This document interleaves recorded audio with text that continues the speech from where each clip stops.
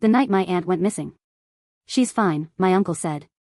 But when I visited their home, I found a basement full of dolls that all looked just like her, dressed in her favorite clothes. My Aunt Daphne was one of those people who could light up a room. She wasn't flashy or loud, but she had this warm energy that made you feel like the most important person in the world when she talked to you. She'd lean in close, her wild curly hair always smelling like lavender, and give you her full attention. Daphne didn't care much about what people thought. She wore flowing dresses, bright scarves, and huge earrings that jingled when she laughed. She was unapologetically herself, and I loved her for it. When she married my uncle Reuben, I remember thinking, why him? Reuben was the exact opposite of Daphne. He was quiet, serious, and, if I'm being honest, a little strange. He had this intense way of looking at people, like he was dissecting them in his head. He worked as an engineer, and his life revolved around structure, order, and control. He wasn't mean or anything, but there was something about him that put everyone on edge. Even when he smiled, it didn't feel genuine. Still, Daphne seemed happy. And if she was happy, we were happy for her. The night Daphne went missing started like any other. It was late October, and the weather was awful. The rain was coming down in sheets, and the wind was howling like it wanted to tear the roof off our house. I was at home with my dad, playing cards by candlelight because the power had gone out. Around 9 p.m., the phone rang. It was Reuben. He sounded calm, almost too calm. He told my dad that Daphne had left earlier that evening. He said she needed some time away, and that she was fine. My dad pressed him for details. Where had she gone? Did she take anything with her? Why hadn't she called? Reuben dodged every question. He kept saying she'd be back when she was ready, and then he hung up. At first, we tried to believe him. Daphne was a free spirit, after all. Maybe she really did need some time to herself. But as the days turned into weeks, and then months, we started to worry. Daphne wasn't the kind of person who would just disappear without a word. She loved her family. She loved me. She wouldn't have left us hanging like this. I couldn't shake the feeling that something was wrong. Reuben's behavior only made it worse. He stopped coming to family gatherings, stopped answering phone calls, and avoided anyone who tried to ask about Daphne. My dad even went to the police, but without any evidence of foul play, they said there wasn't much they could do. Reuben insisted she was fine and that we were overreacting. I didn't buy it. A few months after Daphne vanished, I decided to visit Reuben myself. I told him I wanted to check in and see how he was doing. He seemed surprised to see me but didn't try to stop me from coming inside. The house was spotless, just like I remembered. Reuben was meticulous about keeping things in order. But something felt off. It was hard to put into words, but the air in the house felt heavier, like a storm was brewing inside. I noticed Daphne's things were still there. Her coat was hanging on the hook by the door. Her boots were sitting neatly in the hallway. Her favorite mug was on the kitchen counter, just like she'd left it there after making tea. It didn't look like someone who had packed up and left. It looked like someone who had been interrupted. Then there was the smell. At first, I thought I was imagining it. It was faint but persistent, like damp earth mixed with something metallic. I asked Reuben about it, and he brushed it off, saying he had some old tools in the basement that probably needed cleaning. He was always in that basement. He called it his workshop, but no one was ever allowed down there, not even Daphne when she was still around. That was when I started to feel sick. My heart was racing, and my palms were sweating. I couldn't stop thinking about that locked door at the top of the basement stairs. What was he hiding down there? I didn't have the courage to ask. Not yet. I went back to Reuben's house a few more times over the next couple of weeks. Each visit felt more surreal than the last. The house was too quiet. The smell was getting worse. And Reuben was acting different. He was still calm, still polite, but there was an edge to him now. A flicker of something in his eyes that made my stomach churn. One afternoon, when Reuben left to run errands, I decided I couldn't take it anymore. I had to know what was in that basement. I found the key hanging on a hook in the kitchen. My hands were shaking as I unlocked the door. The smell hit me as soon as I opened it, stronger now, almost suffocating. The air was cold and damp, and I could hear the faint hum of something mechanical. I flicked on the light and started down the stairs. What I saw down there will haunt me for the rest of my life. The basement was filled with dolls. Not just any dolls, life-sized, incredibly realistic dolls. And they all looked like Daphne. There were at least a dozen of them, lined up against the walls like some kind of twisted art exhibit. Each one was dressed in an outfit I recognized, clothes that Daphne used to wear. Her favorite purple dress. Her denim jacket. The sundress she wore to family picnics. They even had her jewelry, her shoes, her scarves. Every detail was perfect. But it wasn't just the clothes. The dolls' faces were her face.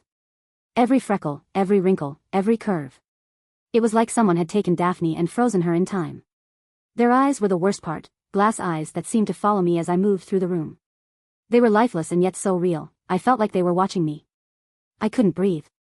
I stumbled back against the wall, trying to process what I was seeing. My mind was racing. How was this possible? How could anyone create something so lifelike? And why? Then I noticed something else. In the corner of the room was a workbench, covered in tools and materials. There were wigs, jars of paint, fabric, and what looked like molds of faces and hands. It hit me all at once, Ruben had made them. He had built these things. My stomach turned. I barely made it to the sink in the corner before I threw up. My head was spinning, my heart pounding so hard I thought it would burst. I had to get out of there. I had to tell someone. But before I could move, I heard the sound of the front door opening upstairs. Ruben was home. I froze. My mind was screaming at me to run, but my legs wouldn't move. The sound of Ruben's footsteps echoed above me as he walked through the house. Then, I heard him call out, "Quinn? Are you still here?" I didn't answer. I couldn't. My eyes darted around the basement, looking for a way out, but the only exit was the stairs I had just come down. I could hear him getting closer, his footsteps now on the wooden floor just above my head. I moved quickly, shutting off the basement light and crouching behind one of the shelves. My breathing was shallow, and I prayed he wouldn't come downstairs. But then I heard the unmistakable creak of the basement door opening. A second later, the stairs groaned under his weight. "Quinn," he said again, his voice calm but cold. "You shouldn't be down here." I held my breath as his shadow moved across the room. He flicked the light back on, and I could hear him breathing, slow and steady.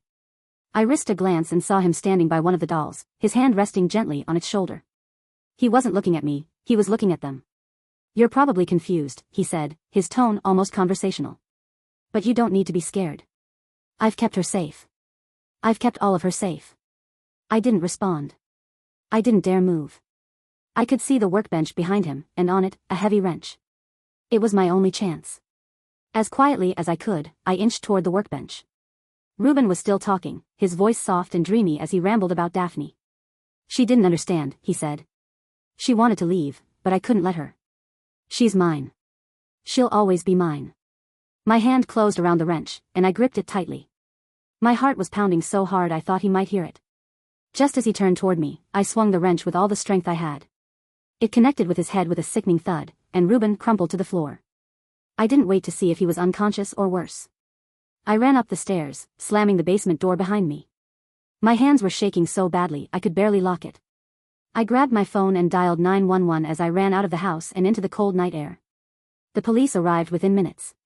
I led them to the basement, trying to explain what I had found, but I was so shaken that my words came out in broken fragments. When the officers saw the dolls, they didn't need any more convincing. Ruben was still alive when they found him. He was sitting on the floor, cradling one of the dolls in his arms. He didn't resist when they cuffed him, didn't say a word as they led him out of the house. The look in his eyes was vacant, like he wasn't even there anymore.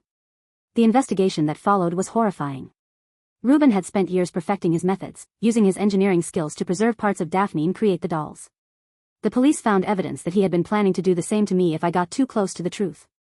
But here's the thing about small towns, word travels fast. Ruben's crimes became the talk of Harrow's Mill, and no one was shy about their disgust. His home was vandalized, his name was dragged through the mud, and his family disowned him.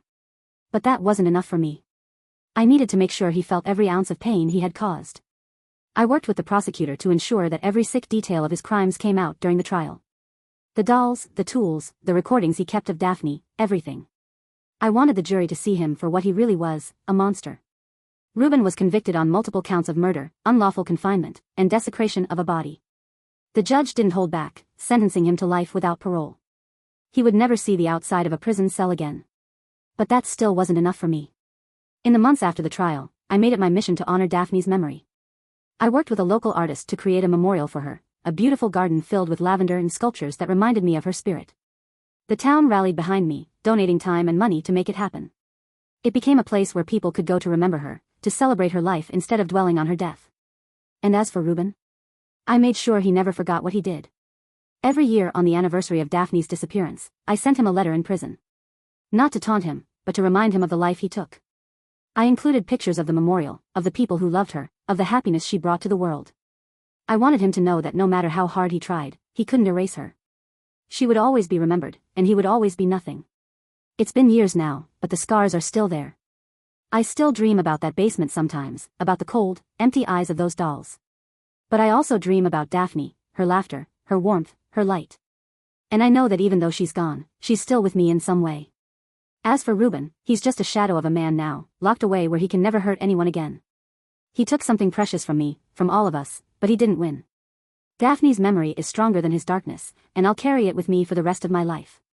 And that, I suppose, is the best revenge of all.